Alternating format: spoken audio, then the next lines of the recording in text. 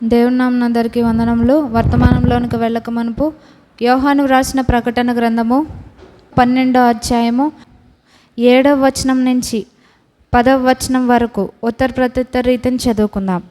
7వ వచనం. అంతటా పరలోకమందు యుద్ధము జరిగెను. మిఖాయేలును అతని దూతలను ఆ ఘట సర్పముతో యుద్ధము చేయవలనని ఉండగా ఆ ఘట సర్పమును దాని దూతలను యుద్ధము చేసిరి కానీ గెలవలేకపోయిరి గనుక పరలోకమందు వారికి ఇక స్థలము లేకపోయెను.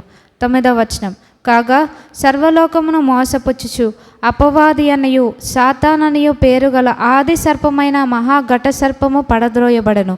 అది భూమి మీద పడద్రోయబడెను. దాని దూతలు దానితో కూడా పడద్రోయబడిరి. 10వ వచనం.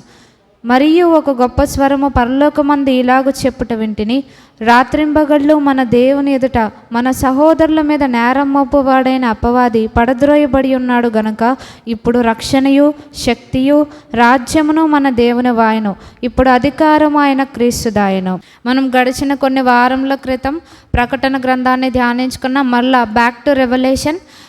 మనం గడిచిన కొన్ని వారాల క్రితం ప్రకటన గ్రంథం 12వ అధ్యాయము 6వ వచనాల వరకు మనం ధ్యానించుకున్నాం. మిగిలిన కంటిన్యూషన్ 7 నుంచి 10వ వచనాలు ఇదేనా మనం ధ్యానించుకుందాం. మనం చెప్పుకున్నాం యాక్చువల్గా ఈ 12వ అధ్యాయం అంతా దేని గురించి అంటే ఎక్కువగా యుద్ధం గురించి ఉంటుంది. ఎక్కడ యుద్ధం జరిగింది అంటే మొదటి 6 వచనాల్లో భూమి మీద యుద్ధం జరిగినట్టుగా చూస్తున్నాం. అలాగే 7 నుంచి మనం 9, 10 వచనాల వరకు చూస్తే అది పరలోకంలో యుద్ధం జరిగినట్టుగా మనం చూస్తున్నాం అన్నమాట. సో ఈ దినము పరలోకంలో యుద్ధం జరిగింది, అలాగే జరిగిన సంగతులు ఏంటనేది ఈ దినం మనం ధ్యానించుకుందాం. మనం చదువుకున్న వాక్యంలో 7వ వచనంలో ఏముందంటే, ఇక్కడ యోహాను గారు ప్రభు దినమందు పరిశుద్ధాత్మ వశములో ఉన్నప్పుడు ఈయనకి కలిగిన దర్శనం అన్నమాట. ఆయన ఏం చూశారు అంటే ఆయన దర్శనం 7వ వచనంలో, అంతటా పరలోకమందు యుద్ధము జరిగాను. యుద్ధము ఎవరెవరికి మధ్య జరిగిందంటే ఇక్కడ మిఖాయేలును అతని దూతలను ఆ ఘట సర్పముతో యుద్ధము చేయవలని ఉండగా, ఘట సర్పము అంటే ఎక్కడ ఘట సర్పం వచ్చినా అది అపవాదిని సూచిస్తుంది. ఇక్కడ మిఖాయేలు అతని దూతలు ఎవరంటే ఎవరైతే పరలోకంలో ఇంకా అంటే దేవుని కొరకు నమ్మకంగా ఉన్నారో ఆ దూతలకి పడిపోయిన దూతలకి మధ్య అంటే war between fallen angels and faithful angels అనమాట. అంటే పడిపోయిన దూతలకు దేవుని దగ్గర నమ్మకంగా ఉన్న దూతలకు మధ్య ఇక్కడ యుద్ధం జరుగుతున్నట్టుగా చూస్తాం. ఈ యుద్ధం ఎక్కడ జరుగుతుందంటే పరలోకంలో జరుగుతున్నట్టుగా మనం చూస్తాం. ఇక్కడ మనం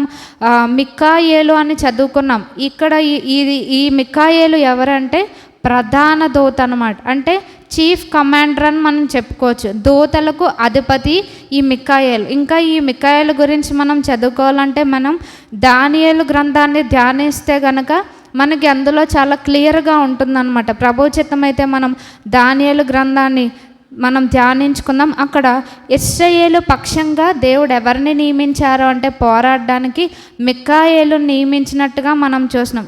ఒక్కసారి మనం దాన్ని చూస్తే కనుక దానియేలు గ్రంథము 1వ వచనం.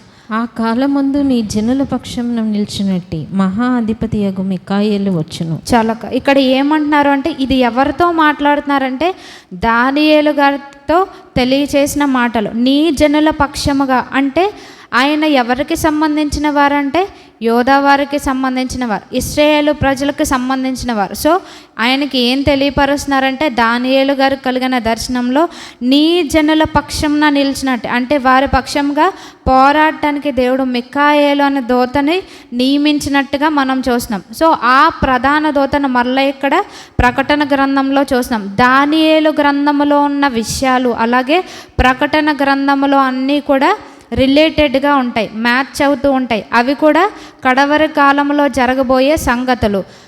అందుకని లేఖన భాగాల్లో దేవుడు ఏం తెలియపరుస్తున్నారంటే ఇచ్చట కొంత అచ్చట కొంత అని. అంటే దానియేలు గ్రంథంలో కొన్ని ఏదైతే దేవుని రాకడకు సంబంధించిన సూచనలు కడవరి కాలంలో జరగబోయే విషయాలు ఉన్నాయో అవి ప్రకటన గ్రంథంలో కొన్ని ఉన్నాయి, దానియేలు గ్రంథంలో అలాగే ఇంకా అనేకమైన ప్రవక్తల గ్రంథాల్లో ఉన్నట్టుగా మనం చూసాం. ఇక్కడ మనం చూసిన దూత పేరు ఏంటంటే మిఖాయేలు అతని దూతలు ఎవరితో యుద్ధం చేస్తున్నట్టుగా మనం చూస్తున్నామంటే ఘట సర్పముతో ఇక్కడ యుద్ధము చేస్తున్నట్టుగా మనం చూస్తాం. అలాగే మనం ఈ యొక్క 8వ వచనానికి వస్తే గనక ఇక్కడ యుద్ధం జరిగిన తర్వాత జరిగిన విషయం ఏంటంటే, ఆ ఘట సర్పమును దాని దూతలను యుద్ధము చేసిరు కానీ గెలవలేకపోయిరు కనుక పరలోకమందు వారికి స్థలము లేకపోయిను. సో ఎప్పుడైతే అపవాది గర్వముతో దేవుని మీద తిరుగుబడి యుద్ధం చేశాడో అక్కడ జరిగిన విషయం ఏంటంటే వాళ్ళు ఓడిపోయినట్టుగా మనం చూస్తున్నాం. వాళ్ళు ఓడిపోయాక వాళ్ళకి ఇంకా పరలోకంలో స్థలము లేదు అని ఇక్కడ మనకి లేఖన భాగాలు తెలియపరుస్తున్నాయి. అలాగే మనం 9వ వచనానికి వస్తే ఇదంతా మనకి ఇన్ఫర్మేషన్ సేక్ మనం దూతలు ఎవరు అని తెలుసుకుంటాం. కానీ మనం 9వ వచనంలోనికి వస్తే, కాగా సర్వలోకమును మోసపుచ్చుచు అపవాది అనియు సాతాననియు పేరుగల ఆది సర్పమైన మహాఘట సర్పము పడద్రోయబడెను. అది భూమి మీద పడద్రోయబడెను, దాని దూతలు దానితో కూడా పడద్రోయబడిరి. సో ఇక్కడ బ్రీఫ్గా దేవుని వాక్యం ఇంకా ఈ యొక్క లాస్ట్ బుక్లో ఎవరి గురించి క్లియర్గా చెప్తుంది అంటే అపవాది గురించి చాలా క్లియర్గా చెప్తుంది. ఎందుకు అని అంటే మనం కూడా కడవరి కాలంలో ఉంటున్నాము కనుక మనము ఏ విధంగా అపవాది పెట్టే ఉరుల్లో పడకూడదని ప్రభువారు ఇక్కడ ఎంత క్లియర్గా రాయిస్తున్నారంటే, ఇక్కడ మనం చూస్తే మిక్కాయేలు అన్నది మిక్కాయేలు గురించి అంత క్లారిటీగా మనకి ఇక్కడ ఇవ్వలేదు. కానీ సాతాను గురించి చాలా క్లియర్గా ఇచ్చారు. ఏమని ఇచ్చారంటే దేంతో స్టార్ట్ చేశారు అని అంటే, కాగా సర్వలోకమును మోసపుచ్చుచు. అంటే అపవాది యొక్క పని ఏంటంటే మోసపుచ్చడం అంట. ఏ విధంగా మోసపుచ్చుతున్నాడు అని తెలియపరుస్తున్నారంటే, మనం ఒకసారి 2 కొరింథీయులకు రాసిన పత్రిక 11వ అధ్యాయం చూస్తే 3వ వచనం మనం చూస్తే, సర్పము తన కుయుక్తి చేత హవ్వను మోసపుచ్చినట్లు మీ మనసులను చెరుపబడి క్రీస్తు ఎడలున్న సరళత నుండి పవిత్రత నుండి ఎట్లయినను తొలగిపోవునేమో అని భయపడుచున్నాను.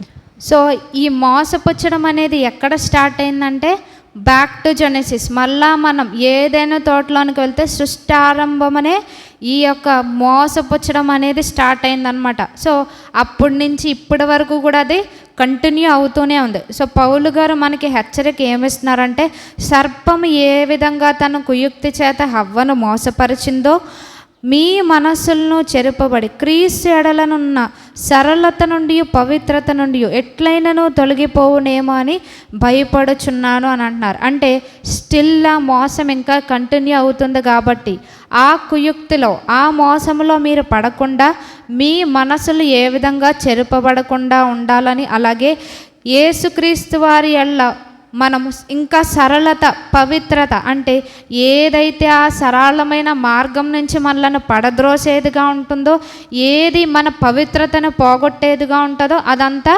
మోసపుచ్చేదే. సో ఆ మోసములో మనం పడకుండా జాగ్రత్తగా ఉండాలని ఇక్కడ ప్రభువారు మనల్ని హెచ్చరిస్తున్నారు. సో ఇక్కడ మొదటిగా దేని నుంచి స్టార్ట్ చేశారు అంటే సర్వలోకమును మోసపుచ్చుచు. అక్కడ ఏం చెప్పాడు అంటే అపవాది అక్కడ హవ్వకి మీరు ఈ పండు తిన్నప్పుడు దేవతల వలె ఉంటారు అని, అలాగే చావనే చావరు అంది. అది అబద్ధం అన్నమాట. అక్కడ ప్రభువారు ఖచ్చితంగా చెప్పారు, మీరు దీనిని తినుదిన్న నిశ్చయముగా చతురు అని అన్నారు. కానీ అక్కడ ఏం చేసిందంటే మోసపుచ్చిందనమాట. అలాగే మన జీవితంలో కూడా అపవాది యొక్క మోసములు అనేక విధాలుగా ఉంటాయి. అందులో మనం పడకూడదని ప్రభువారు ఈ దినాన మనకి తెలియపరుస్తున్నారు. అందుకని క్లియర్గా అపవాదికి ఉన్న ఇంకొక పేరు ఏంటంటే అబద్ధమునకు జనకుడు అని. అంటే మనకి అనేకమైన రకరకాల అబద్ధాలతో కూడిన బోధలు మనకి వినిపిస్తూ ఉంటాయి. ఏమని చెప్తూ ఉంటారంటే, ఏం పర్వాలేదులే, ఈ ఒక్కసారికి ఇలా చేస్తే ఏమైపోదు, పాపం చేసి దేవుణ్ణి క్షమాపణ అడగొచ్చు, ఆయన క్షమించటకు సిద్ధమైన మనసు గలవాడు కదా, క్షమించటకు ఇష్టపడుతున్నాడు కదా, కృపా సమృద్ధి గలవాడు కదా, ఆయన ఏమి మనల్ని శిక్షించడు, ఈ ఒక్కసారికి అలా మనం చేసినా ఏముండదు అని మనలను మోసపరుస్తూ ఉంటుంది అనమాట. అటువంటి మోసంలో మనం పడకూడదని తెలియపరుస్తున్నారు. ఇంకొకటి రెండవదిగా ఏం చెప్తున్నారంటే ఇక్కడ అపవాది అనియు, ఇంగ్లీష్లో ఏమంటారంటే ది డెవిల్ అంటారనమాట. అపవాది అంటే మనకు తెలుసు అపవాదులు మోపేవాడు అని. ఇది ఒక గ్రీక్ వర్డ్ నుంచి తీసుకోబడింది అనమాట. అంటే అపవాది చేసే పని ఏంటంటే దివారాత్రులు కూడా ఏం చేస్తుందంట, నేరములు మోపుతుందంట. మనం చదువుకున్న ఇదే ప్రకటన గ్రంథము 12వ అధ్యాయము 10వ వచనం మొదటి 3 లైన్లు మనం చూస్తే ప్రకటన గ్రంథము 12వ అధ్యాయము 10వ వచనము, మరియు ఒక గొప్ప స్వరము పరలోకమందు ఇలాగు చెప్పుట వింటిని, రాత్రింబగళ్ళు మన దేవుని ఎదుట మన సహోదరుల మీద నేరం మోపువాడైన అపవాది పడద్రోయబడి ఉన్నాడు గనుక ఇప్పుడు రక్షణయు శక్తియు రాజ్యమును మన దేవుని వాయను, ఇప్పుడు అధికారం ఆయన క్రీస్తు దాయను. సో ఇక్కడ అపవాది డ్యూటీ ఏంటంటే రాత్రింబగళ్ళు దేవుని ఎదుట మన మీద ఏం చేస్తాడంట, నేరాలు మోపుతూ ఉంటాడంట. సో అందుకని ఇక్కడ రెండోదిగా ఏమని చెప్తున్నారు అంటే అపవాది అని. మనకి తెలుసు ఎవరి గురించి అంటే యోబు గారి గురించి ఏం చెప్పాడంటే, ఊరికనే భయభక్తులు కలిగి ఉన్నాడా, నువ్వు చుట్టూ కంచె వేసావు కాబట్టి భయభక్తులు కలిగి ఉన్నాడని. అలాగే ఇంకా బెస్ట్ ఎగ్జాంపుల్ ఏంటంటే ప్రధాన యాజకుడైన యెహోషువ గారి మీద ఎవరు ఫిర్యాది అయి నిలవబడ్డారంటే సాతాను ఫిర్యాది అయి నిలవబడ్డాడంట. అక్కడ మనకి చాలా క్లియర్గా ఉంటుంది. అంటే మనం చేసిందేది కూడా ఎవరు చూడట్లేదు కదా, ఎవరు వినట్లేదు కదా, ఎవరికీ తెలియదు కదా అనుకుంటే మనం పొరపాటు పడినట్లే. అది ఎవరి దృష్టిలో ఉంటుందంటే దేవుని దృష్టిలో, అపవాది దృష్టిలో ఉంటుంది. దేవుడు ఏంటంటే ఆయన ప్రేమ చేత అన్ని ఓవర్లుక్ చేస్తూ ఉంటాడనమాట. ఎందుకంటే మనం మారుతాము అని. కానీ అపవాది ఏం చేస్తాడంటే అవన్నీ కూడా విడిచిపెట్టడం అనమాట. ఏం చేస్తాడో దేవుని ఎదుట అవన్నీ కూడా ఒక్కొక్కటిగా మన మీద నేరాలు ప్రభు వారికి తెలియపరుస్తూ ఉంటాడనమాట. అందుగా రెండోది ఇక్కడ చెప్పింది ఏంటి అంటే అపవాది అనియు అని అంటున్నారు. అలాగే మూడవదిగా మనం చూసినాం సాతాన్ అనియు అని అంటున్నారు. ఇది హీబ్రూ వర్డ్ నుంచి తీయబడింది అనమాట. దీనికి అర్థం ఏంటంటే విరోధి అనమాట. ఎవరికి విరోధి అంటే దేవునికి విరోధే, అలాగే మనకి విరోధే. అందుకని మొదటి పేతురు పత్రిక 5వ అధ్యాయం 8వ వచనంలో ఏముంటుందంటే మీ విరోధియగు అపవాది అని అంటారు. అంటే మనకి కూడా శత్రువు ఒక్కడే అని ప్రభువారు తెలియపరుస్తున్నారు. విరోధులు ఉన్నప్పుడు కామ్గా ఉంటారా, ఎప్పుడు పోరాటం యుద్ధం చేస్తూనే ఉంటారు. అంటే మనము యుద్ధ రంగంలో ఉన్నామని ఇక్కడ మరి ఒకసారి ప్రభువారు గుర్తు చేస్తున్నారు. మొదటిగా చూసాం సర్వలోకమును మోసపుచ్చుచు, అంటే ఇక్కడ మోసపుచ్చే వ్యక్తిగా దేవుడు చెప్తున్నారు. రెండవదిగా అపవాది అని, మూడవదిగా సాతాన్ అని. ఇంకా క్లారిటీగా ఏం చెప్తున్నారంటే సాతాన్ అని పేరు గల ఆది సర్పమైన ఆ మహాఘట సర్పము అని అంటున్నారు. ఆది సర్పము అని ఎందుకు అన్నారంటే హవ్వను ఏ విధంగా మోసపుచ్చాడంటే సర్పము ద్వారానే అపవాది ఆ యొక్క తోటలోనికి ప్రవేశించి అవ్వను మోసపరిచినట్లుగా చూస్తున్నాం. సో అంటే మొదటి నుంచి బిగినింగ్ నుంచి ఆది నుంచి ఇది పనిచేస్తున్నది కనుక ఆది సర్పం అని ఇక్కడ ప్రభువారు తెలియపరుస్తున్నారు. అంటే ఆది సర్పము ఇప్పటికీ కూడా మనకి విరోధంగానే ఉన్నదని ప్రభువారు మరలా హెచ్చరిస్తున్నారు. మనం చదువుకున్నాం రెండవ ఇదే వచనంలో ఇంకొక భాగం ఆ మహాఘట సర్పము అని అంటున్నారు. దాన్ని ఏమంటారంటే ఇంగ్లీష్లో డ్రాగన్ అంటారనమాట. అంటే దాన్ని స్వభావమే చాలా క్రూరమైన స్వభావం అనమాట. ఎందుకు దేవుడు దాంతో పోల్చి చెప్తున్నారంటే అపవాది అంత క్రూరుడు అని తన స్వభావాన్ని ఈ విధంగా ప్రభువారు మనకి తెలియపరుస్తున్నారు. కానీ ఆది కాండములో 3వ అధ్యాయంలో అవ్వ దగ్గరికి అపవాది ఏ విధంగా వచ్చాడంటే చాలా అందమైన రూపంలో వచ్చాడంట. అంటే ఇదే డ్రాగన్గా, అంటే మహాఘట సర్పముగా కనుక అవ్వని సమీపిస్తే అవ్వ మాట వింటుందా అంటే మాట వినదు. అందుకని మన జీవితాల్లో కూడా ఏ విధంగా వస్తారంటే అందుకని ప్రభువారు ఏం చెప్పారు అంటే వెలుగుదూత వేషం వలె వస్తాడని. అప్పుడు మాత్రమే మనం ఏం చేస్తాము అంటే ఆ మోసానికి మనం లొంగిపోతాము కనుక ఆ విధంగా అపవాది మన దగ్గరకు వస్తాడని ప్రభువారు తెలియపరుస్తున్నారు. కానీ కడవరి కాలంలో ఇంకా అదే మోసపుచ్చే స్థితిలో ఉండడు అనమాట. తన యొక్క క్రూర స్థితిని ఇంకా బయట పెడుతూ ఉంటాడు. ఎందుకంటే మనకు తెలుసు ఇదే ప్రకటన గ్రంథం 12వ అధ్యాయం 12వ వచనంలో చివరి 3 లైన్లలో ఏముందంటే అపవాది తనకు సమయము కొంచెమే అని తెలుసుకొని బహుక్రోధము గలవాడై మీ వద్దకు దిగి వచ్చి ఉన్నాడని చెప్పాను. సో కొంతకాలం వరకు వెలుగుదూత వేషంతో మనలను మోసపుచ్చాడు. కానీ కడవరి కాలంలో ఆ ముసుగంతా తొలగిపోతుంది, బహుక్రోధము గలవాడై మీ వద్దకు దిగి వచ్చి ఉన్నాడని ఇక్కడ మనకి వాక్యం మనలను హెచ్చరిస్తుంది అనమాట. ఇక్కడ మనం చదువుకున్నాం 9వ వచనంలో. అంటే మనము దేవుని యొక్క సరళత నుంచి ఏ విషయాల్లో తప్పిపోతున్నామో, అలాగే ఏ విషయాలు మనల్ని అపవిత్రపరుస్తున్నాయి, ఎప్పుడు మనం అపవిత్రపరచబడతాము అంటే మనకందరికీ తెలుసు. హెబ్రీయులకు రాసిన పత్రిక 12వ అధ్యాయము, హెబ్రీయులకు రాసిన పత్రిక 12వ అధ్యాయము 15వ వచనం, పేజ్ నెంబర్ 208.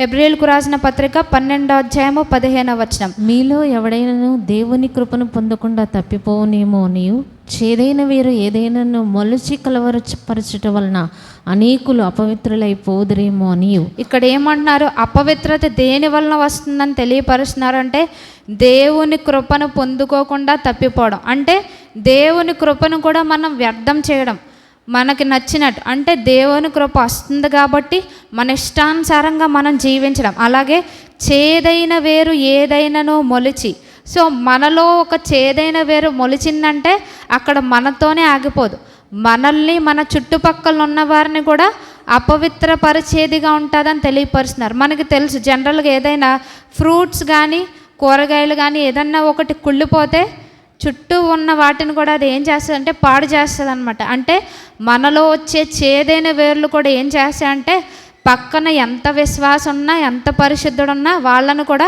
అపవిత్రపరుస్తుందంట. అంటే దేవుని యొక్క పవిత్రత నుంచి తొలగిపోవడం ఇదే అని తెలియపరుస్తున్నారనమాట. ఇటువంటి వాటికి మనం చోటు ఇవ్వకూడదని ప్రభువారు తెలియపరుస్తున్నారు.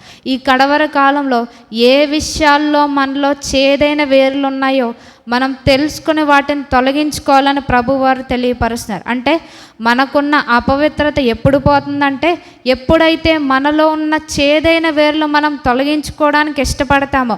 మనకి జనరల్గా తెలుసు, ఏదైనా మనం బీరకాయ కూర వండినప్పుడు ఏమవుద్దంటే ఒక్క మొక్క అందులో చేదైనది ఉన్నా కర్రీ మొత్తం పాడైపోద్ది అనమాట. సో మనం ఎంత భక్తి చేసినా, ఎంత ప్రార్థనలు చేసినా అదంతా వ్యర్థం అనమాట. ఒక్క చేదైన వేరు మన జీవితాన్ని అంతా కొలాప్స్ చేసేస్తుందని ప్రభువారు హెచ్చరిస్తున్నారు. సో ఈ యొక్క సరళత, పవిత్రత నుంచి మనం తొలగిపోకూడదంటే ఏదైతే అపవాది మనలో మోసపు విత్తనాలు వేసాడో అవన్నీ కూడా మనం తొలగించుకోవాలని ప్రభువారు తెలియపరుస్తున్నారు అన్నమాట. అంటే హవ్వ మోసపోయి పడిపోయినట్లు ఈ కడవరి కాలంలో మనం పడిపోకూడదని ప్రభువారు మరి ఒకసారి మనల్ని హెచ్చరిస్తున్నారు. మనం చదువుకున్న వాక్య భాగంలోనికి వెళ్తే ప్రకటన గ్రంథము 12వ అధ్యాయము,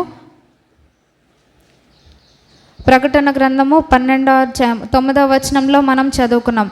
కాగా సర్వలోకమును మోసపుచ్చుచు అపవాది అనియు సాతాను అనియు పేరు గల ఆది సర్పమైన మహాఘట సర్పము పడద్రోయబడను. సో ఎక్కడ నుంచి పడద్రోయబడినట్టుగా మనం చూస్తున్నామంటే పరలోకంలో యుద్ధం జరిగిన తర్వాత ఇది భూమి మీదకి పడద్రోయబడినట్టుగా చూస్తున్నాం. ఇంకా ఈ యొక్క ఘట సర్పంతో ఎవరు పడద్రోయబడ్డారు అంటే అది భూమి మీద పడద్రోయబడను, దాని దూతలు దానితో కూడా పడద్రోయబడరు. సో మనం ఈ కడవరి కాలంలో ఇంకా జాగ్రత్తగా ఉండాలి అని ప్రభువారు మనల్ని హెచ్చరిస్తున్నారు. మనం 10వ వచనం చూస్తే కనుక మనం చదువుకున్న లేఖన భాగంలో ప్రాముఖ్యమైన వచనం, మరియు ఒక గొప్ప స్వరము పరలోకమందు ఇలాగు చెప్పుట వింటిని, రాత్రింబగళ్ళు మన దేవుని ఎదుట మన సహోదరుల మీద నేరం మోపబడిన అపవాది పడద్రోయబడి ఉన్నాడు గనుక ఇప్పుడు రక్షణయు శక్తియు రాజ్యమును మన దేవుని వాయును, ఇప్పుడు అధికారము ఆయన క్రీస్తుదాయను. ఇక్కడ యోహాను గారు ఏం వింటున్నారంటే పరలోకములో ఒక గొప్ప స్వరం, ఒక విషయం చెప్పడం వింటున్నారనమాట. అది ఏంటి అంటే రాత్రింబగళ్ళు మన దేవుని ఎదుట మన సహోదరుల మీద నేరం మోపువాడైన అపవాది పడద్రోయబడి ఉన్నాడు. ఇది ఎవరు మాట్లాడుతున్నారు అనేది ఇక్కడ వ్రాయబడలేదు, కానీ పరలోకంలో ఈ మాటలు చెప్పబడుతున్నట్టుగా మనకి ఇక్కడ వ్రాయబడి ఉన్నది. ఏమంటున్నారు అంటే దేవుని సింహాసనం ఎదుట ఎవరు మన మీద నేరం మోపుచున్నాడు అని చెప్తున్నారంటే రాత్రింబగళ్ళు కూడా అపవాది మన మీద నేరాలు ప్రభువు వారికి చెప్తున్నట్టుగా ఇక్కడ మనం చూస్తున్నాం. అంటే పరలోకములో కోర్ట్ అనేది ఉంటుందన్నమాట. ఆ థ్రోన్ రూమ్లో ఆయన సింహాసనం ఎదుట ఎప్పుడు మన మీద ఫిర్యాదులు వెళ్తూనే ఉంటాయన్నమాట. సో ఇక్కడ మనం చదువుకున్న లాస్ట్ వచనంలో ఏముందంటే ఇప్పుడు రక్షణయు శక్తియు రాజ్యమును మన దేవుని వాయును, ఇప్పుడు అధికారమైన క్రీస్తుదాయను అని అంటున్నారు. ఇది దేన్ని సూచిస్తా చెప్తున్నారంటే ప్రభువారి 1000 ఏండ్ల పరిపాలన గురించి ఇక్కడ తెలియపరుస్తున్నారు. మనం చదువుకున్న ఈ మొదటి భాగంలోనికి వస్తే మనం మనలను మనం ఒకసారి ఊహించుకుందాం. మనం జకర్యా గ్రంథం చూస్తే, జకర్యా గ్రంథము 3వ అధ్యాయము 1వ వచనం. మరియు యెహోవా దూత ఎదుట ప్రధాన యాజకుడైన యెహోషువ నిలువబట్టయు సాతాను ఫిర్యాది అయి అతని కుడిపార్శ్వం నిలువబట్టయు అతడు నాకు కనుపరిచెను. సో ఇక్కడ ఎవరిని మనం చూస్తున్నామంటే 3 క్యారెక్టర్స్ని మనం చూస్తున్నాం. యెహోవా దూత అని చూస్తున్నాం, రెండవదిగా ప్రధాన యాజకుడైన యెహోషువ గారిని చూస్తున్నాం, మూడవదిగా ఎవరంటే సాతాను చూస్తున్నాం. ఈ యొక్క ఫస్ట్ క్యారెక్టర్, లాస్ట్ క్యారెక్టర్ అంటే దూతని పక్కన పెడదాం, సాతాన్ని పక్కన పెట్టి మధ్యలో క్యారెక్టర్ ఎవరు ఉన్నారంటే ప్రధాన యాజకుడైన యెహోషువ గారు ఉన్నారు. యెహోషువ గారిని తీసేసి ఆ ప్లేస్లో మనల్ని మనం పెట్టుకొని ఒకసారి మనం ఊహించుకుందాం. ఇక్కడ ఏం జరుగుతుంది అంటే ఇది ఒక కోర్ట్ అన్నమాట. సాతాను ఏం చేస్తున్నాడు అంటే వీళ్ళ మీద ఫిర్యాదులు చేస్తున్నాడు. ఎందుకు ఫిర్యాదు చేస్తున్నాడు అని అంటే ఇక్కడ ఆయన మీద ఫిర్యాదు చేయడానికి ఇక్కడ అవకాశం దొరికిందనమాట. ఊరికినే అపవాది ఫిర్యాదు చేయట్లేదు. 4వ వచనం మనం చూస్తే, 3వ వచనం చూస్తే యెహోషువ మలిన వస్త్రములు ధరించిన వాడై దూత సముఖంలో నిలబడి ఉండగా, ఇక్కడ ప్రధాన యాజకుడు ఈయన. మనలను కూడా దేవుడు ఏ విధంగా చేశారు అంటే రాజులైన యాజక సమూహంగా చేశారు. ఈయన ప్రధాన యాజకుని వస్త్రాలు ధరించినట్లేదు, మలిన వస్త్రాలు ధరించినట్టుగా ఉందంట. అంటే దేవుడు మనకి రక్షణ వస్త్రాన్ని ధరింపచేశాడు, నీతి అను పైబట్టను మనకిచ్చారు, ఆయన మహిమ వస్త్రాన్ని ఇచ్చారు. అది దేంతో నింపబడి ఉందంటే పాపపు మాలిన్యంతో మనం నింపుకుంటూ ఉన్నామన్నమాట. అంటే మన ఆలోచనలు, మన క్రియలు, మనం చేసే ప్రతిదీ కూడా దేవుని చిత్తానికి విరుద్ధంగా ఉన్న ప్రతిదీ కూడా ఏమవుతుందంటే మురికి మాలిన్యంగా మన బట్టల మీద కనబడుతుంది. అది మనకు కనిపించదు. ఎవరికి కనిపిస్తుంది అంటే దేవునికి, అపవాదికి కనిపిస్తుంది అనమాట. సో ఇక్కడ ప్రధాన యాజకుడైన యెహోషువ గారు మలిన వస్త్రములు ధరించున్నప్పుడు ఇక్కడ ఏం చేస్తుంది అంటే సాతాను ఫిర్యాదు చేస్తుంది అన్నమాట.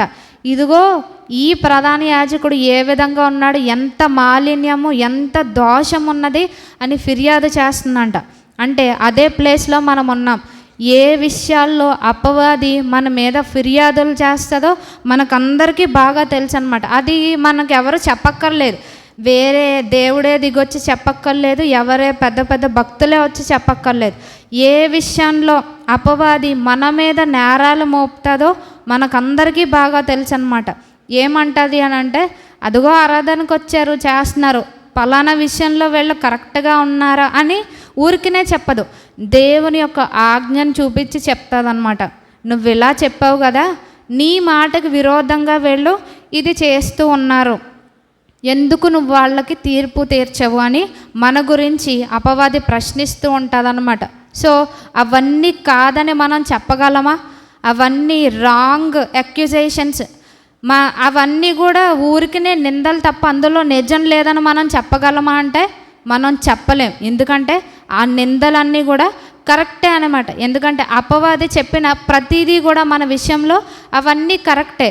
సో ఆ కోర్ట్ రూమ్లో ఏమవుద్దంటే ప్రభువు వారి యొక్క ఆజ్ఞలను బట్టే, వాక్యాన్ని బట్టే చెప్తుంది. నువ్వు ఈ పని చేయొద్దన్నా వీళ్ళు చేస్తున్నారు కాబట్టి కనుక వీళ్ళకి ఈ పనిష్మెంట్ తగినదే అని. కానీ దేవుడు మన పట్ల ఎంత ప్రేమను చూపిస్తున్నారంటే, కానీ అనేక సార్లు అపవాది వేసే నిందల కంటే ఇంకా మన జీవితం చాలా వరస్ట్గా ఉంటుందన్నమాట. కానీ దేవుడు మనల్ని ఆ విధంగా చూడట్లేదు. ఆయన మనలను ఎంతగా ప్రేమిస్తున్నారు అని అంటే ఆయన దేవుని సింహాసనం ప్రక్కన కుడి పార్శ్వమందు ఆసీనుడైన యేసుక్రీస్తు వారు మన కోసం ఏం చేస్తున్నారంట? విజ్ఞాపన చేస్తున్నారంట. అంటే అపవాది మన మీద కంప్లైంట్స్ పెడుతూ ఉన్నా ఈయన ఏం చేస్తున్నారు అంటే మన కోసం విజ్ఞాపన చేస్తున్నారు అంట. అంటే అంతగా ఆయన మనలను ప్రేమిస్తున్నారనమాట. మనం అదే వాక్య భాగం చూస్తే రోమీలకు రాసిన పత్రిక 8వ అధ్యాయము, రోమీలకు రాసిన పత్రిక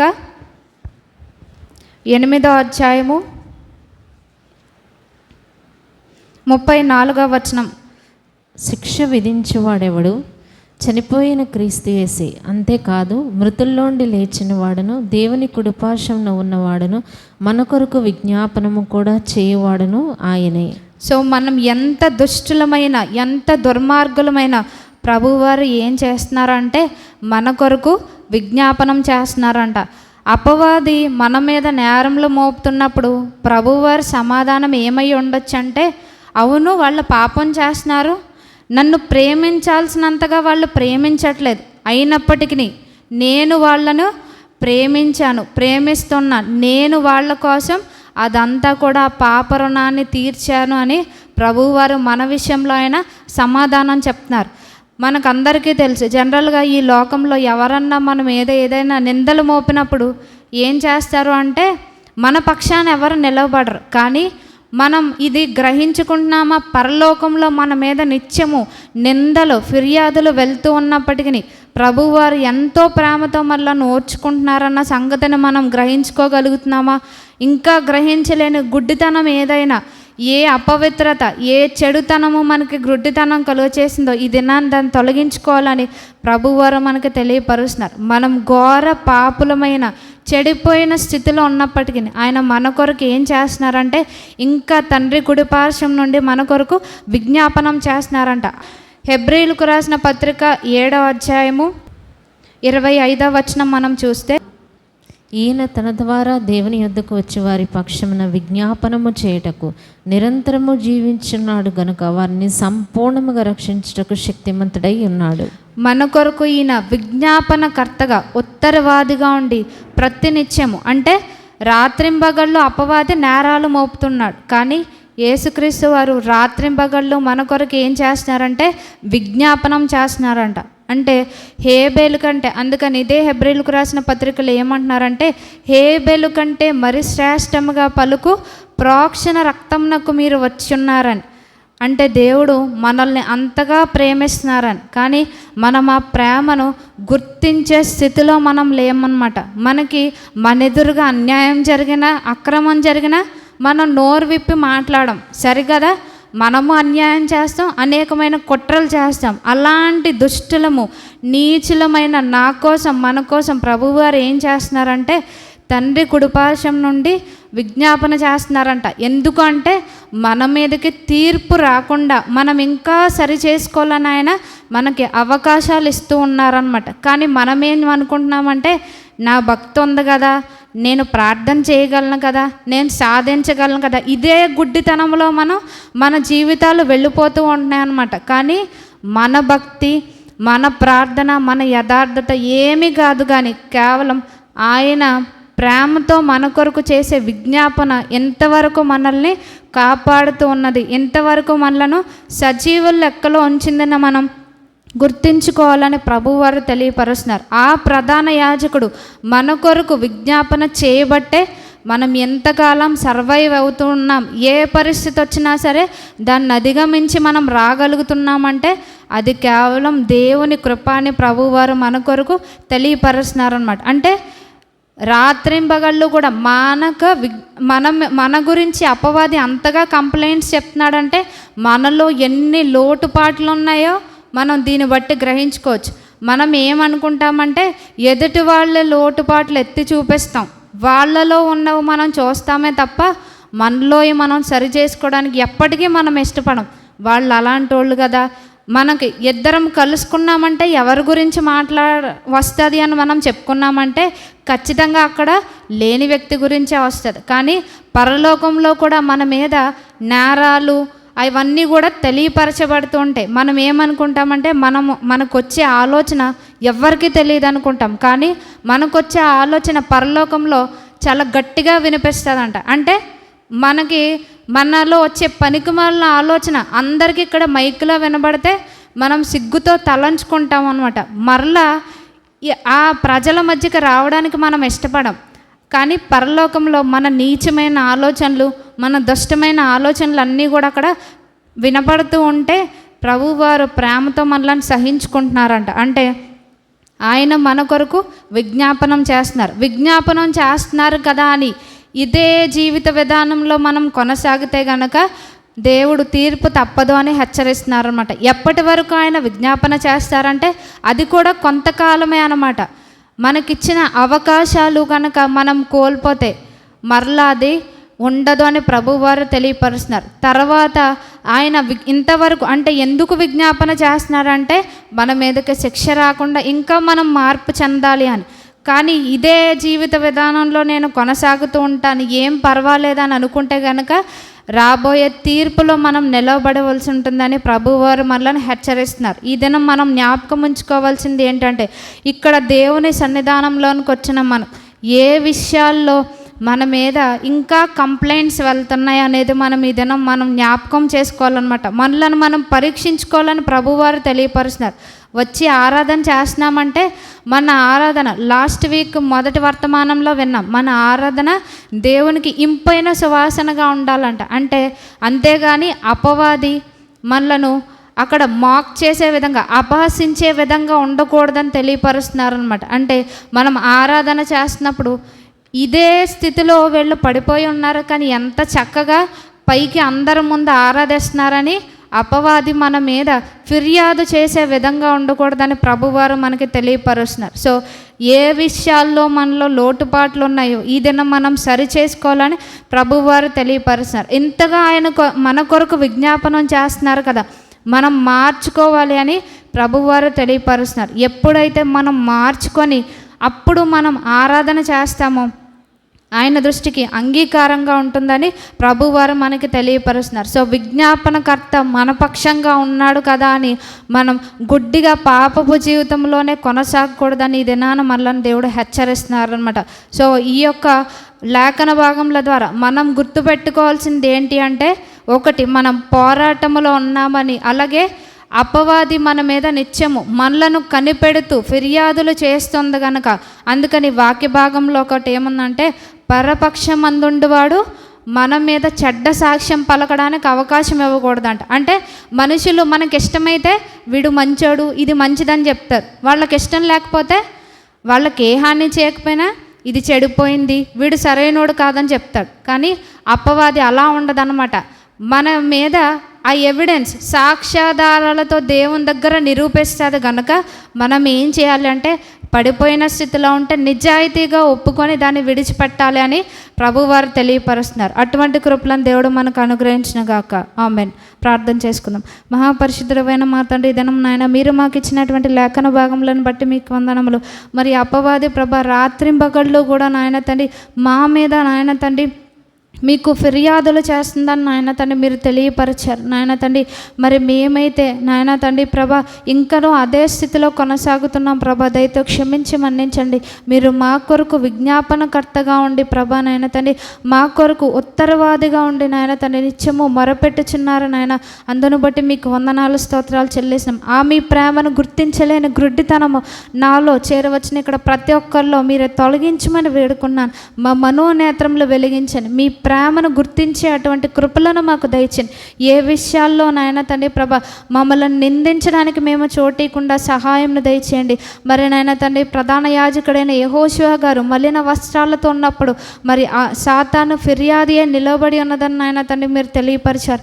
ఏదైతే మీరు మాకు అనుకరించిన రక్షణ వస్త్రము ప్రభా నీతి అను పైబట్ట మీద నాయన తండ్రి మరి నాయన పాపపు మాలిన్యము కళంకం అంటుకున్నదో ఈ దినం మీ ప్రియకుమారుడైన యేసుక్రీస్తు వారి రక్తంలో ఉదికి శుద్ధీకరించుకుంటకు మాకు మీ కృపలను దయచండి. ఎక్కడనో మా జీవితాల్లో అపవాదికి చోటీయకుండా మీరే మాకు సహాయం చేయమని యేసుక్రీస్తు వారి శ్రేష్టమైన నామములో స్తుతించి ప్రార్థించి వేడుకొంచున్నాం తండ్రి. ఆమేన్.